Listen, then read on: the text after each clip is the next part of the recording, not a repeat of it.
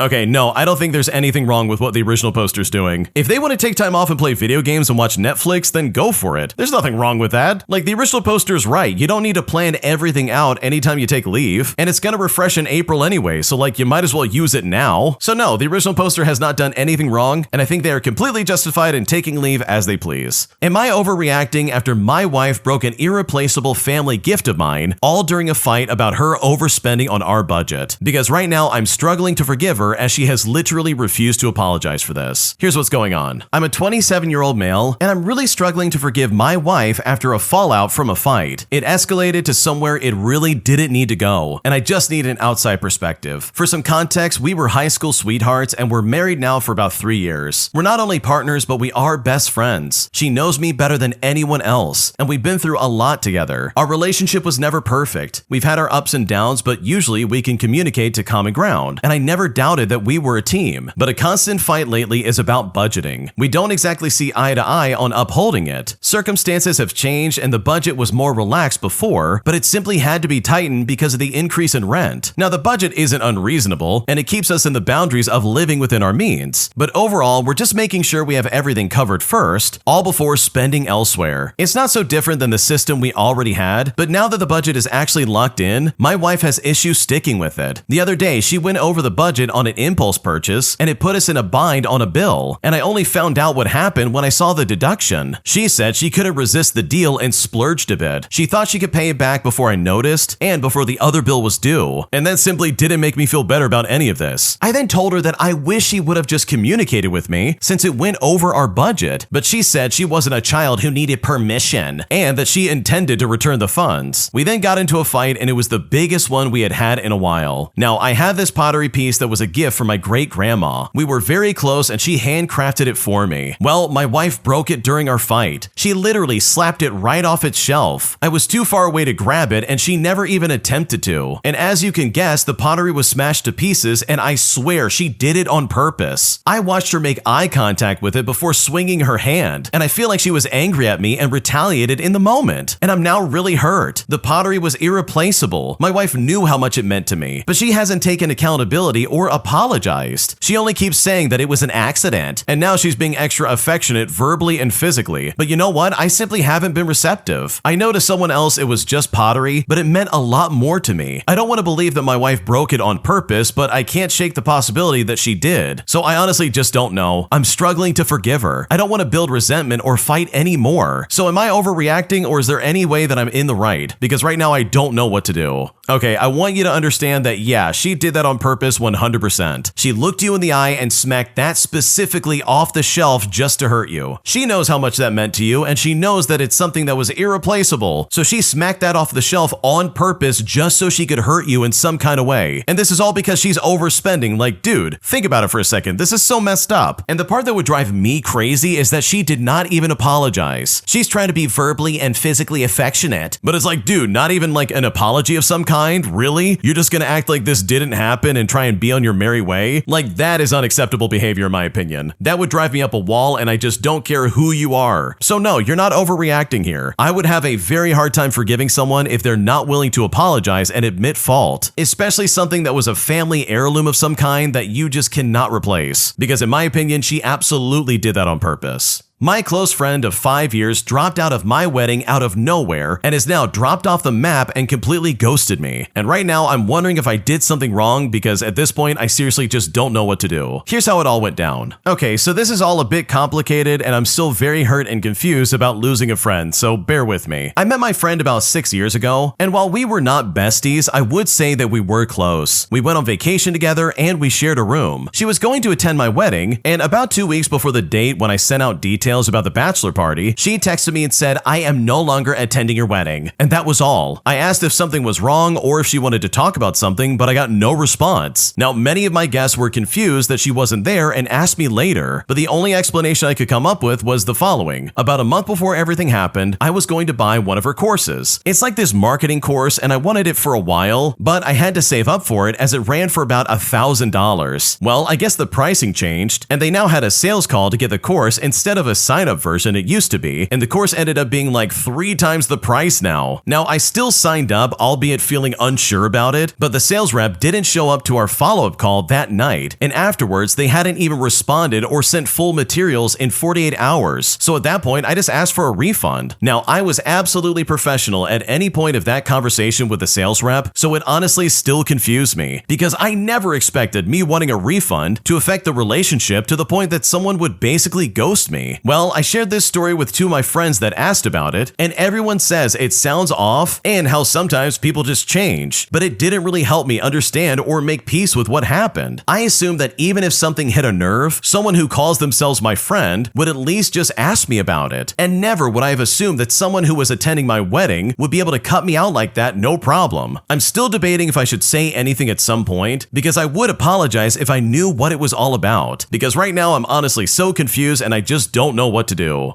Okay, first of all, who in their right mind is taking a $3,000 marketing course, dude? That really does sound like a scam in my opinion, and I think you dodged a train. Like, what's going on right now? But honestly, I think this absolutely is the reason why this friend backed out and said, we can't be friends anymore. Like, even $1,000 for that kind of course is way too much. Like, what's going on right now? You could probably find a cheaper course that's like way easier to access than whatever crap this lady's trying to sell you. Like, what's going on, dude? Because this really sounds like some kind of like multi-level marketing scheme. It doesn't seem legit, and it really does seem like they only wanted to be friends with you as some kind of like transactional thing. So yeah, I know you might be like upset about this friend walking out and ghosting you, but I think you clearly dodged a train that she was trying to like set up on this track for a few years now, as this course of hers doesn't sound very legit, and I think you're better off without her in your life. The entitled father of a classmate gets pissed off at me when I block his number after he calls me 21 times in a single day as he was trying to figure out what my scores were for a national medical entrance exam, which is honestly one of the weirdest situations I've ever been in my entire life. Here's how it all went down. Okay, to start things out, I participated in India's medical entrance exam for undergrads based on class 11 and 12 syllabus. I joined a coaching center for prep and only made casual acquaintances, mostly for notes. The coaching was far from most homes, so parents usually just pick their kids up. And I guess this is how one girl's father ended up asking for my number. Now, mind you, we were just classmates and we barely even spoke. Anyways, right after the exam, this man calls me up and asks me what the score range is that I'm expecting. I then just gave him a rough estimate since I was really not that confident. I had boards and this exam around the same time, and I was focusing more on the boards than I was the medical exam. He then starts full-on lecturing me about wasting my parents' money and time. Now, I was already stressed and disappointed, so I just zoned out and hung up after saying okay just a few times on the phone. Well, a couple months later, when the medical exam results came out, he called me 7 times in the morning, 7 times in the afternoon, and 7 times in the evening. And the next day, he called me 4 more times. And you know what? I ignored all of it and just finally blocked him. Well, his daughter then steps in and messaged me asking if I blocked her father. And I said yes because he was being extremely weird about my results. She then said it was disrespectful and that they just wanted to know my marks and which college I'm getting into. She kept pushing to know my information, so I finally said no and just blocked her too. Honestly, I do not get why some people think they have the right to question random students about their exams, like they're some kind of school authority or something like that. It boils my blood every time I think about it, and honestly, I don't regret blocking them for a single second. Okay, this is really weird to me because what father in their right mind would be like, okay, random person that goes to this like study course with my daughter, tell me about your exams, and then proceeds to call you like over a dozen times in a single day. Like at that point, this had better be some kind of emergency because I'm gonna lose it if I ever pick up that phone. Even calling like 5 times is too much for me. Like, dude, what are you doing? This guy hit you up 21 times in a single day. That's like almost once an hour, dude. Like, give it a rest. And then for his daughter to step in and be like, wow, you blocked my obnoxious father. Let me take his place by also being obnoxious. Like, holy crap, I don't know if you guys have a thing for the original poster or not, but you need to take a step back and pump the brakes, bro. So yeah, this guy was out of his mind, and I don't blame you for blocking him, because his behavior was super creepy and super entitled. Thanks for watching. Subscribe down below if you haven't already, and also please subscribe to Am I the Genius? I think you're gonna love what they're making over there. It's a great channel, and you should definitely check it out. Everything will be linked down below in the description. Thanks for watching. We'll see you in the next one.